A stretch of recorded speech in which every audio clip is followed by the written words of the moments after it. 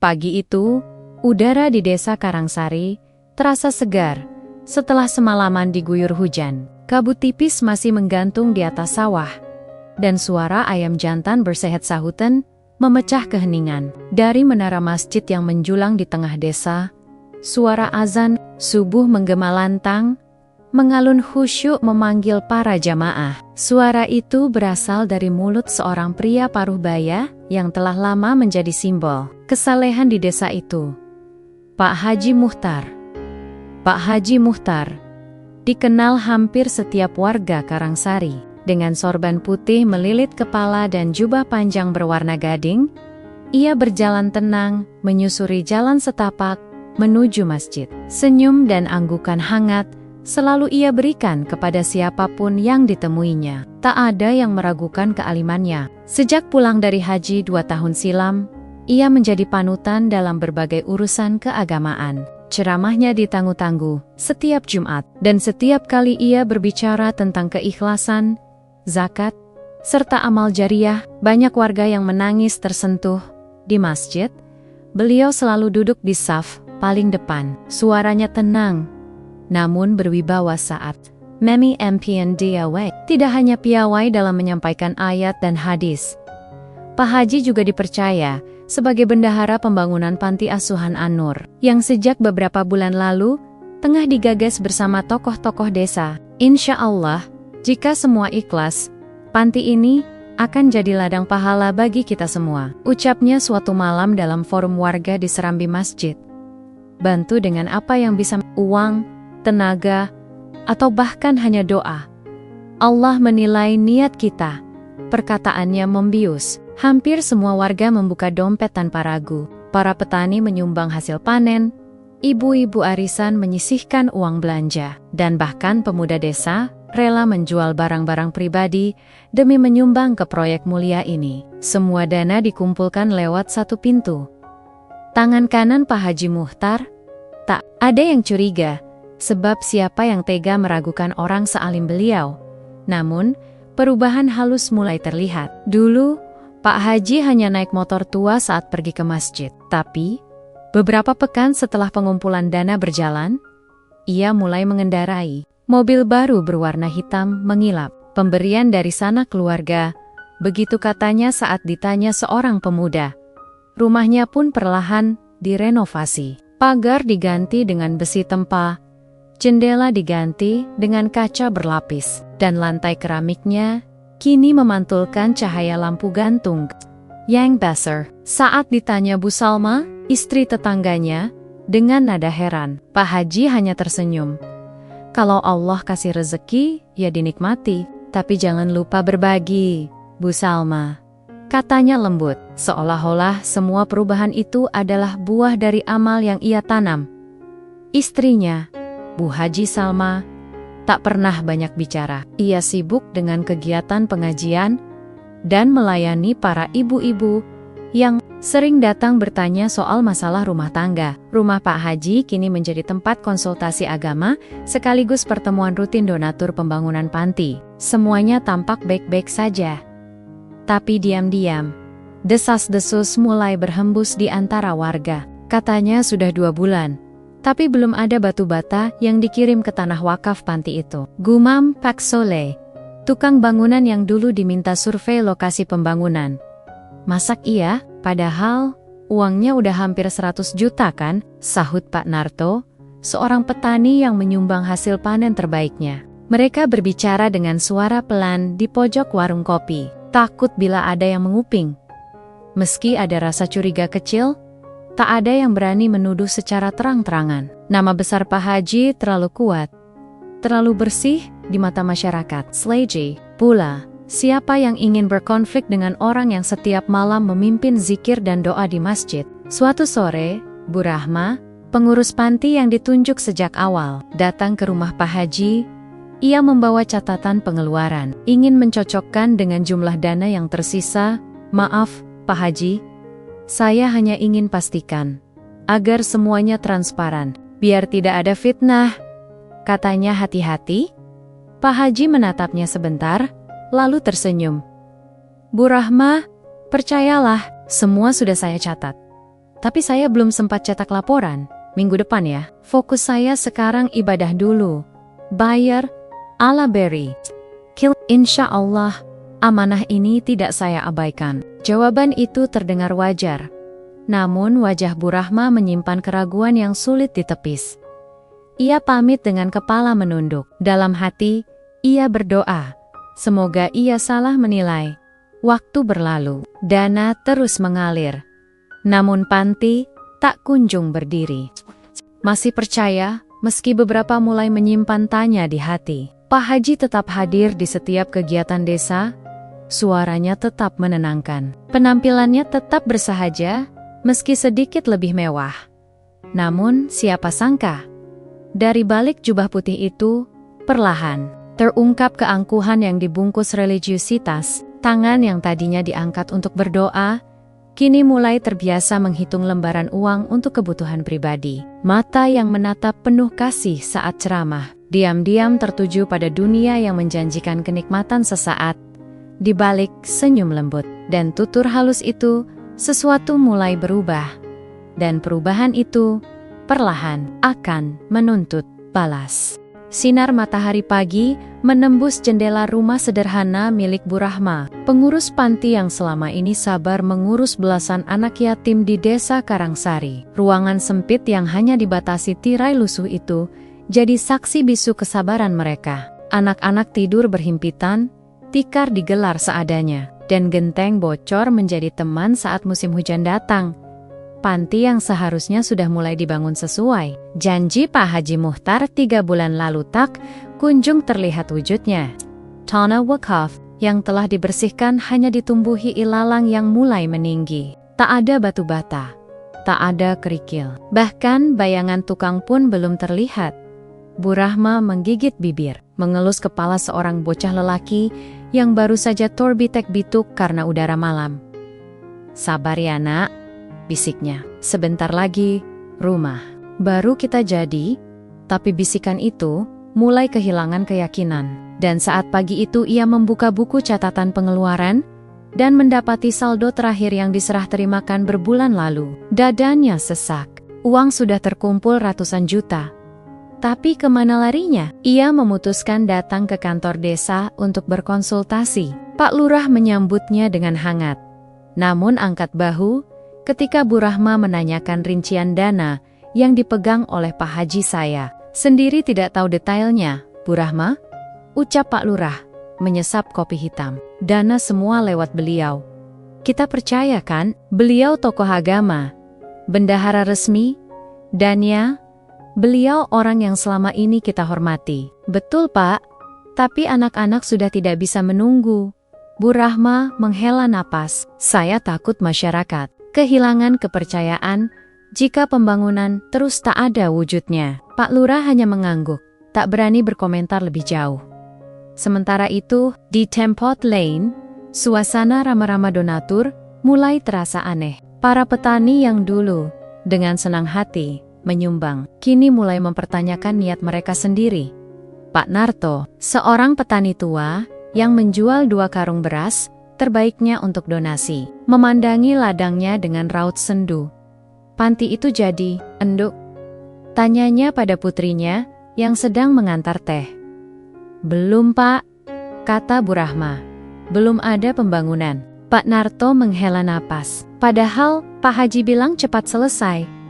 Kudunya sudah mulai bulan lalu. Desas-desus kecil mulai menyebar. Obrolan warung kopi berubah dari topik panen ke arah pembangunan panti yang mangkrak. Namun, setiap kali ada yang berniat mengkonfrontasi Pak Haji, mereka dihadang oleh nama besarnya. Siapa yang berani menuding seseorang yang bahkan sudah 2 kali menunaikan ibadah umrah? Dan memang benar, beberapa hari sebelumnya, Pak Haji baru saja pulang dari umrah keduanya. Ia pulang dengan wajah bersinar, membawa tas besar penuh oleh-oleh, sajadah Turki, air zam-zam, dan kurma premium. Warga menyambut hangat, mencium tangan, bahkan beberapa menangis haru saat Pak Haji menceritakan betapa syahdunya berdoa di Raudah.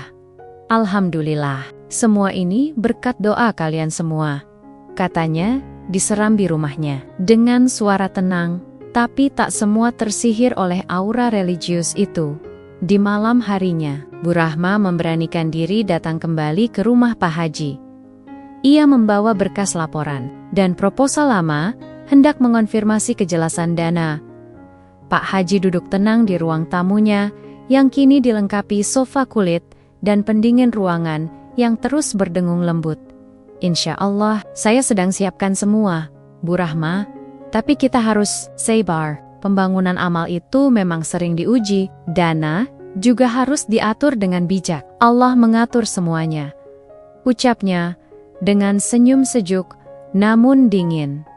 Pak Haji, maaf, saya tahu ini di luar wewenang saya, tapi saya harus tahu, apakah dana itu benar-benar masih ada? Anak-anak sudah tidur di lantai semen selama 3 bulan. Tanya Bu Rahma, suaranya bergetar. Pak Haji terdiam. Matanya tak lagi tersenyum. Ia meletakkan cangkir teh di atas meja kaca, lalu berdiri. Bu Rahma, seperti itu penting. Kalau semua orang mempertanyakan amanah, nanti yang rusak bukan hanya proyek ini, tapi keimanan masyarakat juga. Ucapan itu seperti tamparan halus. Bu Rahma terdiam. Ia merasa kecil, namun saat ia melangkah keluar rumah Pak Haji, matanya tak bisa menghindar dari lahan kosong di samping rumah itu, yang kini sudah dipagar dan diratakan. Konon katanya, Pak Haji membeli lahan itu dari hasil usaha keluarga di Jakarta. Tapi tidak ada yang tahu pasti. Malam itu, Bu Rahma duduk lama di pojok panti. Anak-anak sudah tertidur, namun pikirannya terus bergulat. Ia tahu, ada sesuatu yang tidak beres, tapi siapa yang mau percaya padanya? Beberapa hari kemudian, saat pengajian malam Jumat, suasana masjid mendadak lengang saat seorang bapak muda, donatur baru bernama Mas Rian, berdiri dan bertanya dengan suara lantang. Pak Haji, saya mohon maaf, saya baru pindah ke sini dan sudah ikhlas menyumbang 5 juta untuk panti itu. Tapi saya tanya-tanya ke Bu Rahma, belum ada pembangunannya. Saya cuma ingin tahu, kita harus nunggu berapa lama lagi? Pak Haji tersenyum di depan mimbar, mengangkat tangan. Masya Allah, pertanyaan yang bagus. Saya yakin ini bukan karena prasangka, tapi karena cinta akan amal. Sabar saudara-saudara, sabar adalah kunci. Ujian seperti ini biasa. Allah, Injen, lihat siapa yang betul-betul ikhlas. Beberapa jamaah mengangguk, tapi beberapa yang lain hanya menunduk. Untuk pertama kalinya, keraguan tak bisa sepenuhnya ditepis oleh kata-kata manis di balik jubah sucinya. Pak Haji kembali ke rumah malam itu dengan langkah cepat. Ia masuk kamar, membuka laci lemari, dan memandangi tumpukan map berisi bukti transaksi pembelian tanah, kwitansi renovasi rumah, dan bukti transfer ke agen travel umrah. Semuanya dari dana umat. Dan untuk pertama kalinya, tangannya terasa sedikit berat saat menutup map itu kembali.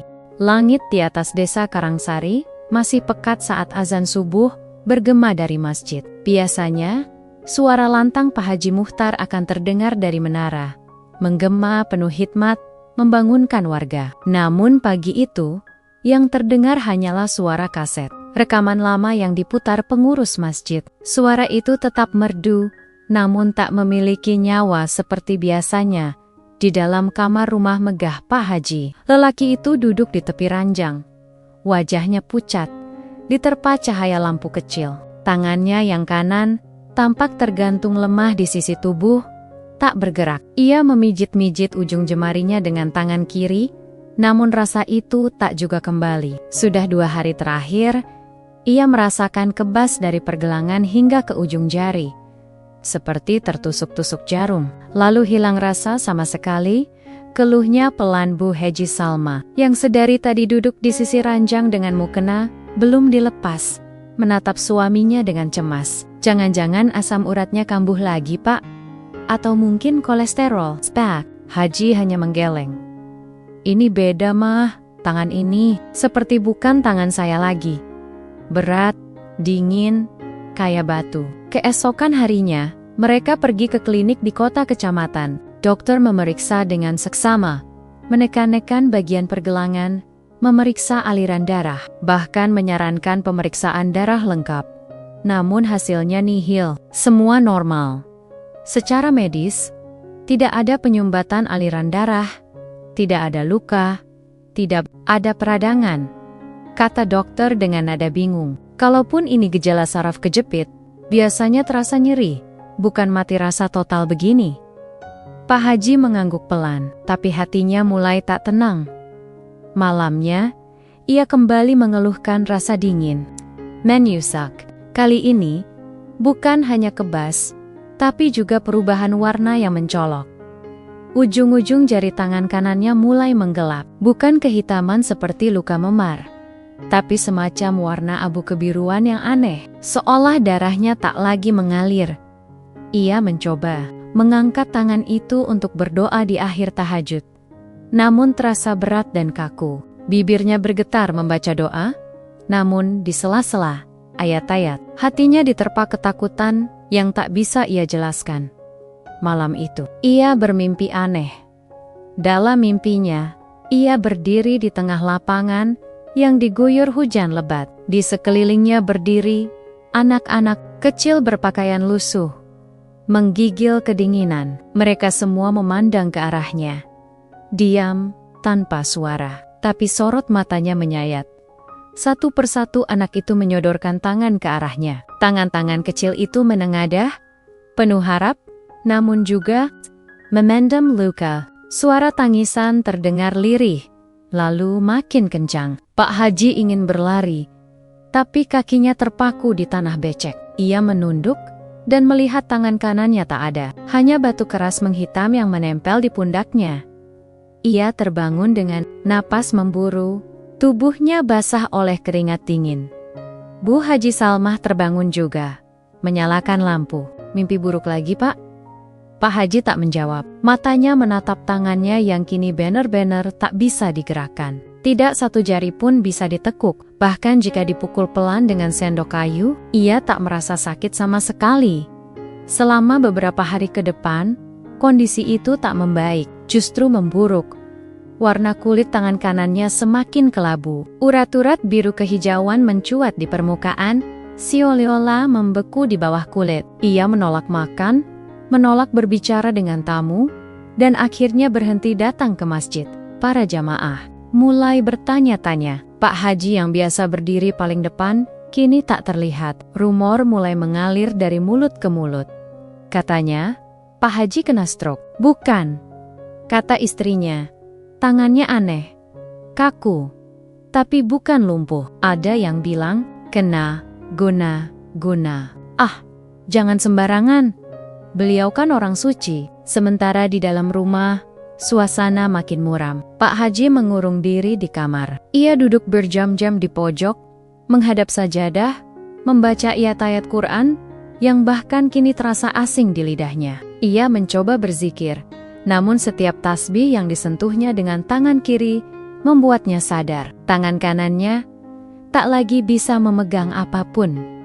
Bu Haji Salmah yang awalnya mencoba menenangkan, kini mulai gelisah sendiri. Ia pernah dayam-dayam menyentuh tangan suaminya saat tertidur. Dingin, seperti batu kali yang direndam semalaman. Apa ini ujian dari Allah? Gumamnya, tak tahu harus percaya. Apa malam-malam berikutnya dipenuhi mimpi buruk yang terus berulang. Anak-anak yatim dalam mimpinya makin banyak, kini menggandeng tangan satu sama lain. Beberapa menangis, yang lain menatap Pak Haji dengan tatapan kosong. Dalam satu mimpi, seorang anak perempuan kecil bersuara lembut, Pak Haji, tangan kami kedinginan. Kenapa tangan Bapak hangat, tapi kami tak dapat selimut? Pak Haji menjawab, tapi bibirnya tak bisa terbuka. Ia terbangun dengan isak tertahan, tak berani membangunkan istrinya. Ia hanya menatap ke arah meja, tempat buku laporan keuangan dan catatan donasi tergeletak. Matanya sayu, dan untuk pertama kalinya, Pak Haji merasa sangat takut. Takut bukan karena rasa sakit, tapi karena tangan itu bukan lagi miliknya. Seolah-olah Tuhan telah mengambil alih, menjadikannya tanda Jam dinding di ruang tamu rumah Pak Haji Muchtar berdetak lambat. Jarumnya menunjukkan jam 22:45. Namun suasana di dalam rumah sudah sunyi, seperti tengah malam. Di dalam kamar, Pak Haji duduk menyandar di kursi rotan. Tubuhnya terbungkus sarung dan selimut tipis. Wajahnya pucat, matanya cekung, dan tangan kanannya kini benar-benar kaku seperti batu, tak bisa digerakkan, tak bisa dirasakan. Sudah seminggu lebih ia tak keluar rumah. Biasanya, setiap malam Jumat seperti ini, ia menjadi pembicara dalam pengajian di masjid desa. Suaranya lantang, ceramahnya penuh semangat. Tapi malam ini, yang terdengar hanyalah lantunan ayat suci dari speaker masjid tanpa suara khas Pak Haji. Jamaah sudah mulai bertanya-tanya, dan sebagian mulai percaya bahwa ada yang tidak beres dengan kondisi sang tokoh agama. Kamar itu dipenuhi suara lirih dari bibir Pak Haji. Ia terus membaca surat Yasin, tapi ucapannya tersendat. Lidahnya mulai terasa berat, sulit digerakkan saat melafalkan huruf-huruf Arabiyat yang dulu mengalir fasih dari mulutnya, kini keluar dengan gagap, tercekat, dan penuh kesalahan tajwid. Air liurnya menetes tanpa sadar. Kadang, huruf ra berubah menjadi ga, dan suaranya serak seperti orang kehilangan tenaga. Di sudut kamar, Bu Haji Salmah memperhatikannya sambil menahan tangis. Ia sudah beberapa kali mengajak suaminya berobat, lagi ke kota, bahkan ke orang pintar yang terkenal di daerah seberang. Tapi Pak Haji selalu menolak. "Semua ini ujian, Mah," ucap Pak Haji pada malam pertama gejala lidah kaku itu muncul. "Aku harus hadapi dengan doa." Namun kini, doa-doa itu pun terdengar seperti gema dari dalam sumur yang kering. Malam semakin larut. Pak Haji mencoba berdiri, berjalan menuju kamar mandi untuk mengambil air wudhu, namun langkahnya limbung. Ia harus ditopang oleh Bu Haji Salmah, yang tubuhnya sendiri sudah renta dan tak kuat menopang beban suaminya sepenuhnya. Setelah duduk kembali, ia memandangi tangan yang dulu sering menggenggam mikrofon ceramah, menepuk bahu jamaah dengan lembut, dan menghitung tumpukan uang sumbangan di atas meja. Kini, tangan itu keras, pucat kebiruan, seperti batu kali yang membatu karena hujan malam. Pak Haji mencoba bersuara lagi. Ia ingin berkata sesuatu pada istrinya. Tapi begitu mulutnya terbuka, suara yang keluar hanyalah gumaman lemah. Lidahnya nyaris tak bisa digerakkan. "Pak," bisik Bu Salmah, kini benar-benar panik. "Pak, bicaralah, apa yang Bapak rasakan?" Pak Haji menatapnya nanar. Air matanya jatuh, tapi tak satu kata pun bisa keluar. Mulutnya hanya terbuka tutup, seperti ikan kehabisan oksigen. Malam-malam berikutnya, keanehan tak berhenti. Setiap kali Pak Haji hendak tidur, ia mulai melihat bayangan anak-anak kecil di sudut kamar. Bayangan itu tak bergerak, hanya berdiri, menatapnya dalam diam. Kadang satu, kadang dua, bahkan pernah sampai 10 anak sekaligus. Wajah mereka pucat, pakaian mereka basah, seperti habis diguyur hujan. Pak Haji hanya bisa terbaring di kasur, tak mampu mengucap istighfar dengan jelas. Lidahnya seperti diikat, tangannya dingin seperti mayat, dan matanya memandangi setiap bayangan itu dengan rasa bersalah yang tak bisa lagi ia sangkal. "Bapak, lihat apa, Pak?" tanya Bu Salmah suatu malam, saat ia melihat suaminya menggigil, dan matanya menatap kosong ke pojok langit-langit. Pak Haji menggeleng pelan, bibirnya bergetar, air matanya mengalir, namun lidahnya tetap terkunci. Sementara itu, di luar Rama, warga mulai membicarakan keadaan Pak Haji dengan nada berbeda. Bukan lagi rasa kasihan, tapi curiga. Dulu bilang sabar, katanya dana panti bakal segera cair, tapi sudah hampir setahun, nggak ada apa-apa di tanah wakaf itu, ucap Pak Narto di warung kopi. Sekarang, Pak Haji sakit aneh. Tangannya membatu, lidahnya kaku.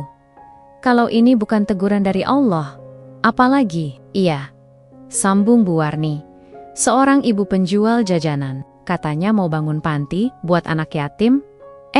Rumahnya sendiri yang dibagusin, gorden baru, Lantai baru, mobil baru. Pak Lurah yang dulu mendukung Pak Haji sepenuhnya, kini mulai menarik diri. Ia menghentikan sementara pengumpulan dana wakaf dan meminta seluruh catatan keuangan untuk diaudit. Tapi saat staf datang ke rumah Pak Haji untuk meminta dokumen, mereka ditolak halus oleh Bu Haji Salma. "Maaf, Bapak sedang tidak bisa diganggu. Nanti kalau beliau pulih, semua akan dijelaskan," ucapnya dengan wajah letih.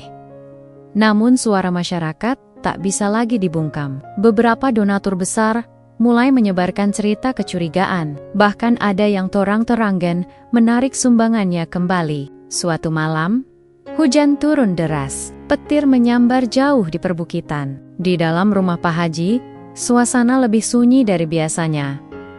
Pak Haji tak lagi kuat duduk. Ia hanya terbaring. Napasnya berat, lidahnya makin bengkak, dan wajahnya pucat kehijauan. Di pojok ruangan bayongan anak-anak yatim itu, kembali muncul kali ini, lebih jelas dari sebelumnya. Mereka menatap Pak Haji dengan mata kosong, masing-masing membawa benda. Ada yang membawa sajadah tipis, ada yang menggenggam piring pecah, ada yang hanya membawa boneka lusuh. Salah satu dari mereka, seorang anak lelaki dengan kepala pelontos dan wajah kurus, berjalan mendekat.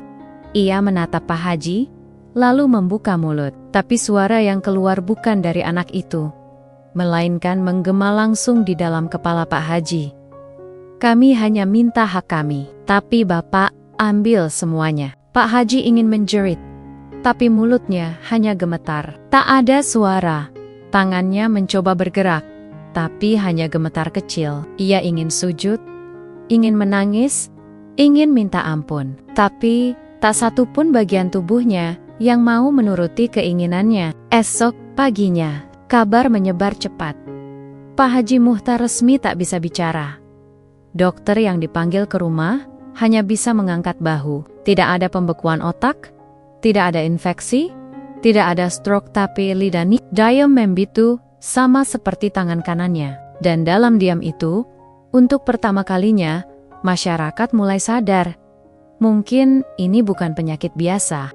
Langit sore di desa Karangsari menguning, seolah malu melihat apa yang akan segera terjadi. Udara lembab selepas hujan menggantung di atas pelataran masjid, menempel di kulit, dan menciptakan kesunyian yang tak biasa. Warga berdatangan satu per satu.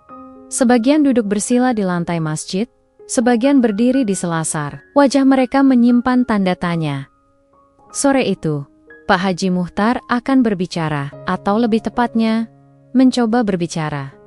Sudah hampir 2 bulan ia menghilang dari kegiatan masjid, tidak memimpin pengajian, tidak menghadiri rapat, dan tak pernah muncul di pengumpulan dana panti. Rumor penyakit anehnya sudah menyebar kemana-mana. Tapi sore ini, pengurus masjid menyampaikan kabar yang mengejutkan. Pak Haji minta bicara di depan jamaah. Sebelum maghrib, ketika akhirnya ia datang, 2 orang laki-laki menuntunnya pelan memasuki masjid. Tubuhnya terlihat lebih kecil dari terakhir kali warga melihatnya. Jubah putih yang dikenakannya tampak kebesaran, dan sorban di kepalanya sudah tak serapi dulu. Tapi bukan penampilannya yang membuat jamaah terdiam, melainkan tangan kanannya yang menggantung kaku, terbalut kain tipis seperti melindungi sesuatu yang keras, dan wajahnya yang sayu, seperti seseorang yang tahu bahwa ajal sedang mengintip dari balik pintu. Ia didudukan di atas kursi kayu kecil di depan mimbar. Sesekali ia menarik napas panjang, seolah sedang menyiapkan diri untuk sesuatu yang lebih berat dari sakit yang ia tanggung. Suara hujan rintik-rintik mulai terdengar di atap masjid. Suasana hening saat Bu Rahma datang dan duduk di sof belakang bersama beberapa anak yatim yang diasuhnya. Mereka tak berkata apapun, hanya menatap diam, menunggu seperti yang lain. Pak Haji mengangkat mikrofon dengan tangan kiri, tangan kanannya tak berguna lagi. Assalamualaikum. Suaranya parau, berat, terputus-putus, seperti kayu lapuk yang hendak patah, tapi cukup terdengar jelas. Semua menunduk, bahkan suara anak kecil pun tak terdengar. Saya mohon diberi waktu, walau sedikit, Ia menunduk sebentar, menahan batuk. Seorang pengurus masjid menyodorkan air putih. Ia meneguknya perlahan, tangannya gemetar. Beberapa bulan lalu, saya diberi amanah, ucapnya pelan. Mengelola dana untuk panti anak yatim. Uang yang kalian titipkan. Uang yang seharusnya jadi tempat tinggal, tempat belajar, tempat mereka tumbuh. Suara Pak Haji mulai goyah.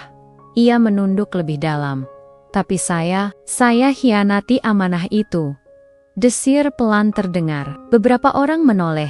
Sebagian masih diam. Saya pakai sebagian dari uang itu untuk beli tanah, renovasi rumah, dan umroh. Ia berhenti. Suaranya tercekat. Matanya memerah. Nafasnya memburu. Dadanya naik turun. Dan wajahnya seolah digelayuti sesuatu yang amat berat. Totalnya, ia menunduk lagi, mengingat-ingat. 82.350.000 rupiah. Terdengar isak pelan dari seorang ibu. Pak Narto, yang duduk di saf kedua, menutup mata dan menggenggam tasbihnya erat. Di sampingnya, pemuda bernama Rian menunduk tanpa kata. Pak Haji melanjutkan. Suaranya makin berat dan parau. Saya tahu, ini tak akan bisa saya perbaiki sepenuhnya. Tapi saya mohon kepada Allah dan kepada kalian semua, terutama kepada anak-anak yatim yang haknya saya rampas. Ia mulai menangis. Suara tangisnya bukan seperti penyesalan biasa, tapi seperti orang yang tahu bahwa pintu maaf bisa saja tak terbuka. Tangis orang yang tahu ia telah berdosa bukan hanya pada manusia, tapi juga pada langit dan bumi. Maafkan saya bukan hamba yang layak diampuni. Saya di sini bukan sebagai orang suci. Saya hina, saya kotor, saya tamak. Air mata mengalir dari matanya, menetes di jubahnya yang kini kusut. Bu Haji Salma, yang duduk di dekat pintu masjid, hanya menunduk sambil menutup wajahnya dengan kerudung. Anak-anak yatim di belakang mulai menangis pelan, namun tetap diam. Bu Rahma, dengan mata berkaca, menggenggam tangan salah satu anak dan memeluknya erat. Ia tahu, kata-kata ini tak bisa mengembalikan tahun-tahun sulit yang sudah mereka lalui. Tapi, paling tidak, kebenaran akhirnya muncul. Beberapa jamaah di saf depan menunduk, mata mereka basah, tapi tidak semua. Di antara mereka, ada yang tetap diam tanpa ekspresi. Kepercayaan yang dulu tegak dalam hati mereka, kini telah runtuh. Dan runtuhnya bukan karena fitnah, tapi karena pengakuan itu sendiri. Pak Haji terdiam lama. Ia menatap semua orang satu persatu. Matanya kosong, napasnya berat. Saya tidak tahu berapa lama lagi saya hidup, ucapnya pelan. Mungkin besok, mungkin lusa.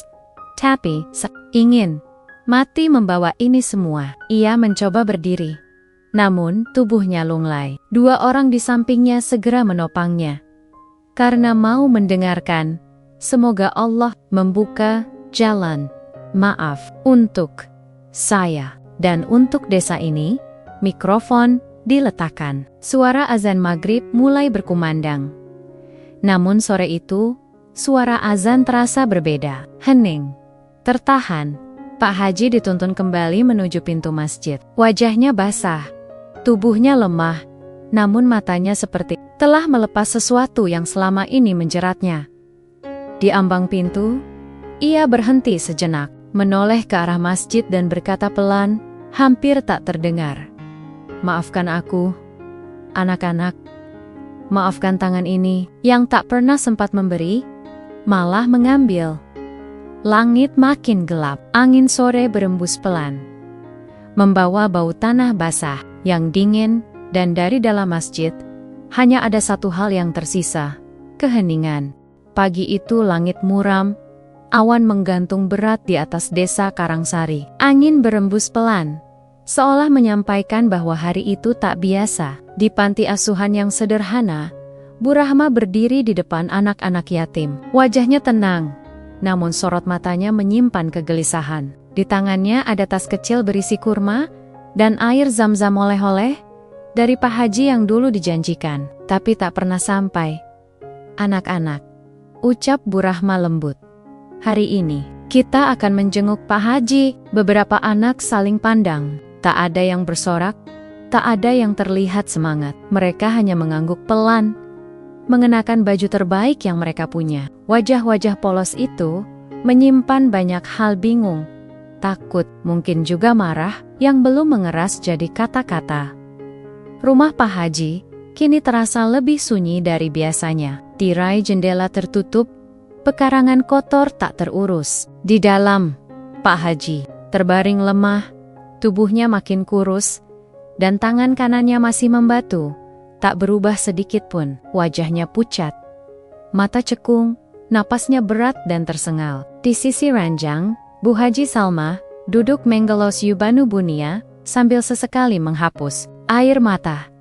Ketika rombongan anak-anak yatim tiba, sunyi menyelimuti ruang tamu. Mereka masuk perlahan, satu persatu berdiri di sisi ranjang. Pak Haji membuka mata, perlahan. Pandangannya kabur, tapi ia mengenali wajah-wajah itu, wajah yang dulu ia tatap di setiap pengajian. Wajah anak-anak yang ia jadikan alasan untuk menggalang dana, wajah yang kini berdiri di hadapannya.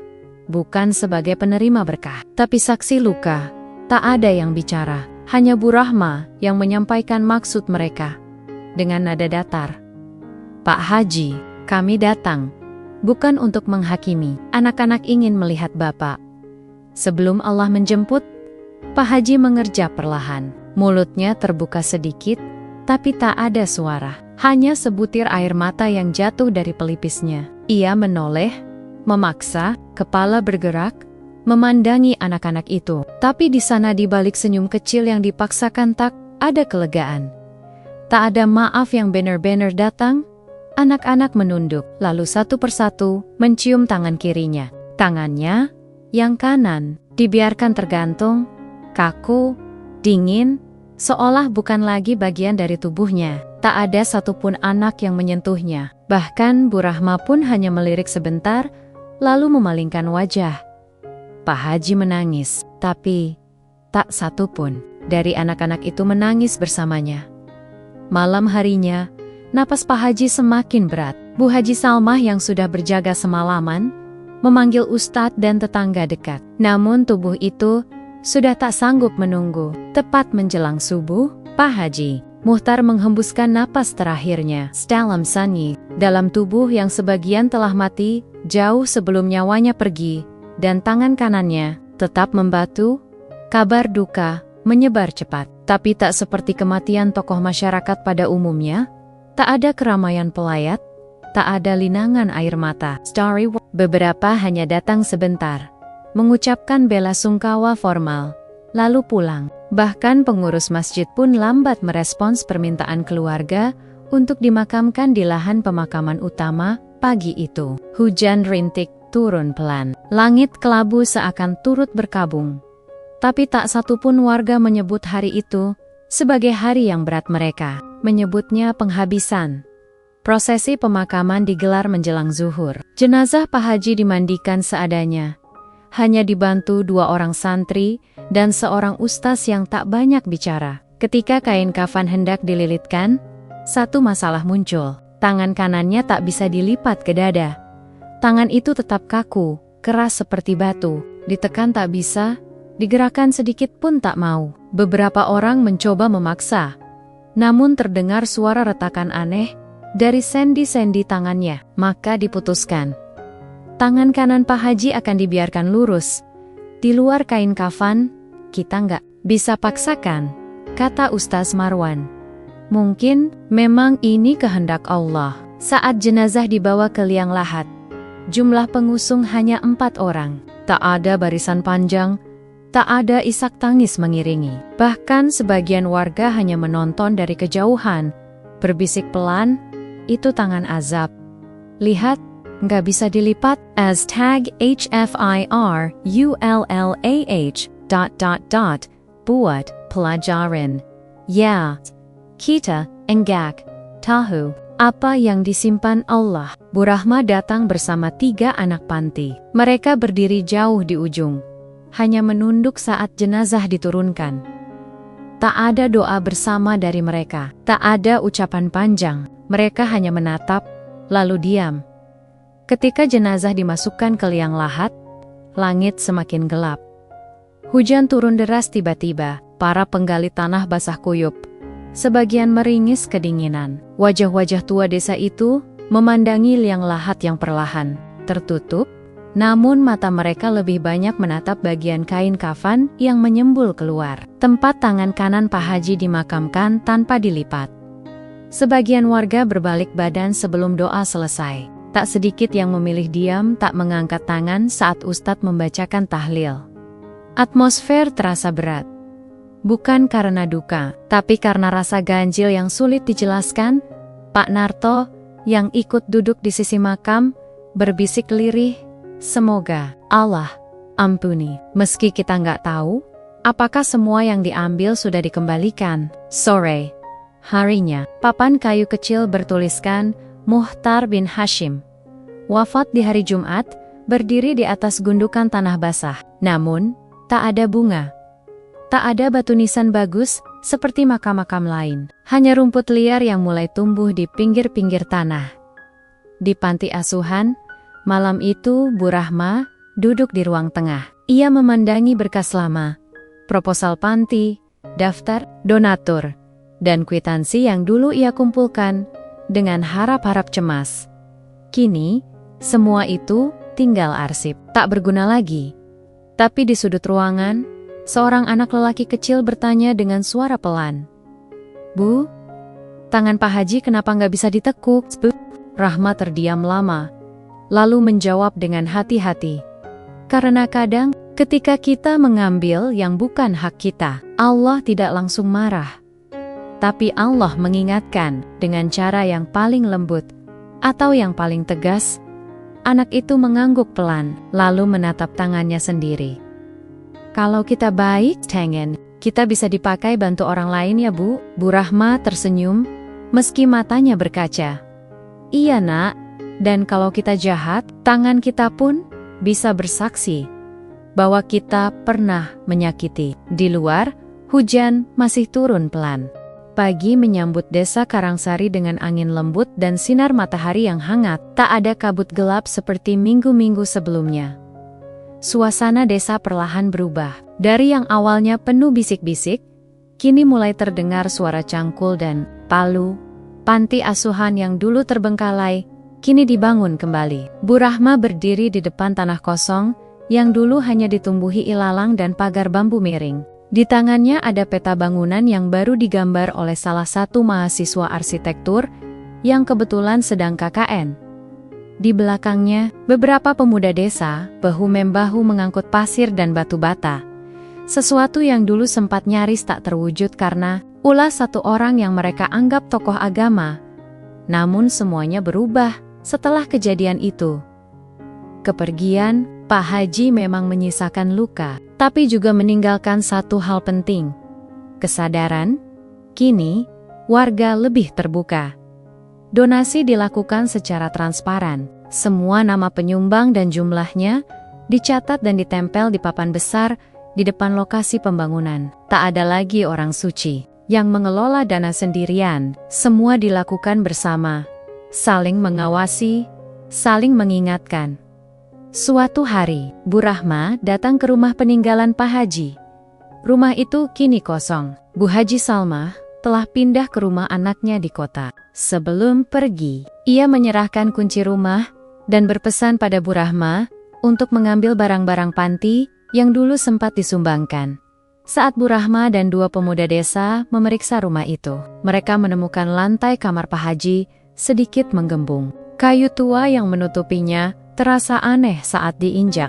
Dengan rasa penasaran, mereka mengangkat satu papan lantai.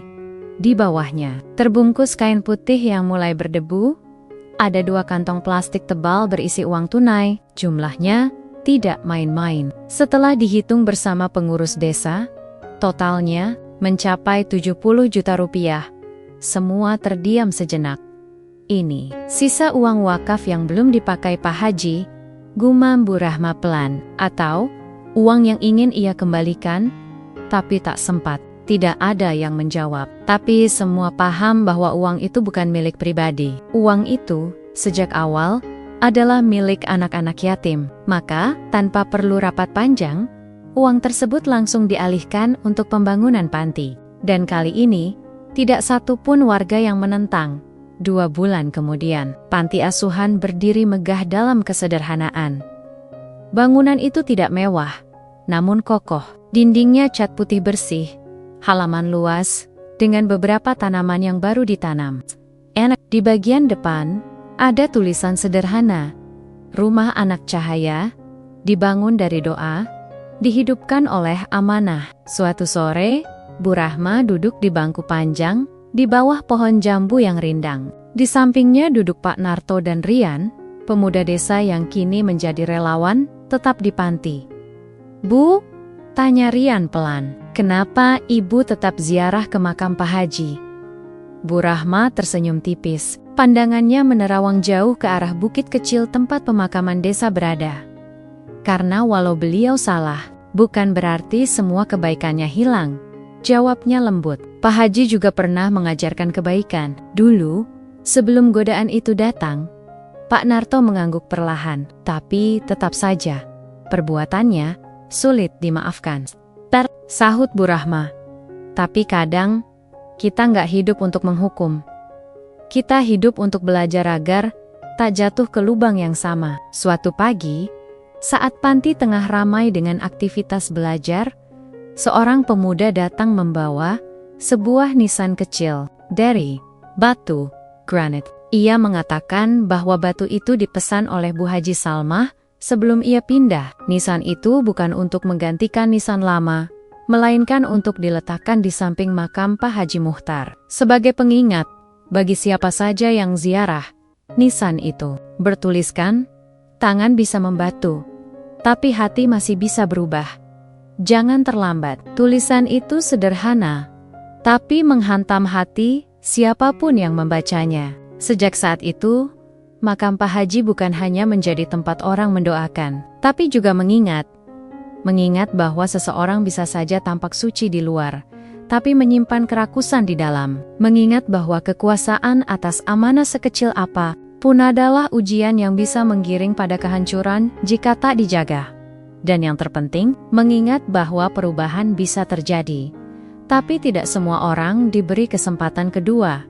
Hari berganti minggu, panti asuhan semakin hidup. Anak-anak yang dulu tidur berhimpitan di lantai, kini punya kasur masing-masing. Dinding-dinding yang dulu hanya angan kini menjadi ruang belajar, tempat tawa, dan tempat harapan tumbuh. Setiap malam, mereka membaca doa bersama, tak hanya untuk diri sendiri, tapi juga untuk mereka yang pernah menyakiti. Karena, seperti kata Bu Rahma, memaafkan bukan soal menerima, tapi soal membebaskan hati kita sendiri. Warga desa pun berubah. Mereka lebih mawas diri, lebih terbuka. Kini tak ada lagi yang terlalu mengagungkan seseorang tanpa alasan. Kepercayaan bukan lagi diberikan karena jubah dan sorban, tapi karena ketulusan yang dibuktikan don di samping makam tua di ujung pemakaman desa.